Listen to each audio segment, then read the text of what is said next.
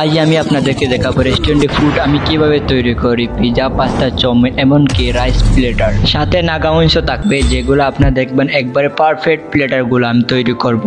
আপনারা বাসায় ট্রাই করতে পারেন এইগুলো আমার দেখে রেসিপি। প্রথমে আপনারা রাইস মারতে হলে একটা ফ্রাই প্যানে তেল নেবেন, তারপর রসুন দিয়ে দেখায় নেবেন, তারপর ডিম দিয়ে তেলটা ভাজা নেবেন।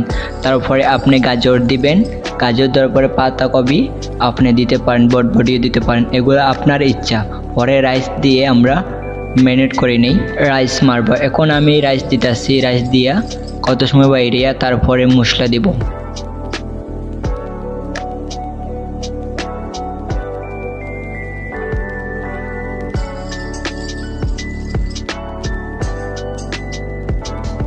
এখন আমি আস্তে আস্তে মশলাগুলো দিয়ে দিব। এখন কাশ্মীরি দিচ্ছি, রাইসের কালার আসবে, তো একটা সুন্দর কালার আসবে, যেরকম মানুষের ছবিতে পিকচারতে রেস্টুরেন্টে গিয়ে তৈরি করা ফুডগুলো অর্ডার দিয়ে খায়। তো কতক্ষণ আমি লাড়া দিব যতক্ষণ না মিক্স হচ্ছে এটা।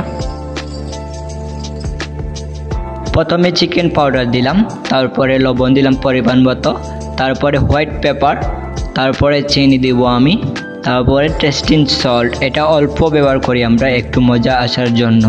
তো তারপর একটু লাড়া দিব, যেগুলো মশলাগুলো মিক্স হবে, তো টেক্সটটা অনেক সুন্দর হবে। দেখেন কালারটা অনেক সুন্দর হয়েছে। তো ততক্ষণ আমি লাড়াটা দিয়ে দেব।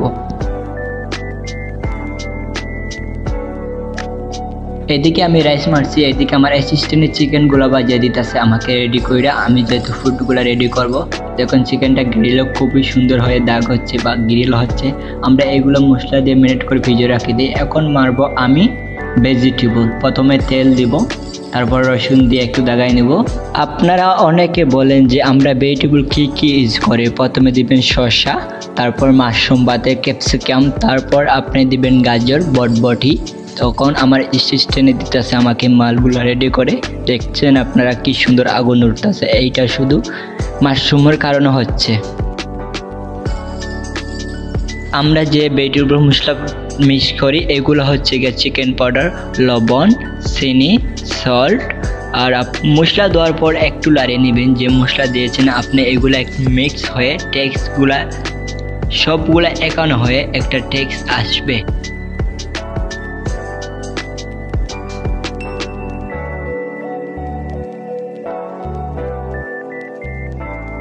আমরা প্লেটারের জন্য আমরা যে গ্রিলের চিকেন ভেজেছিলাম সেই চিকেনের মশলা এখন তৈরি করব সস।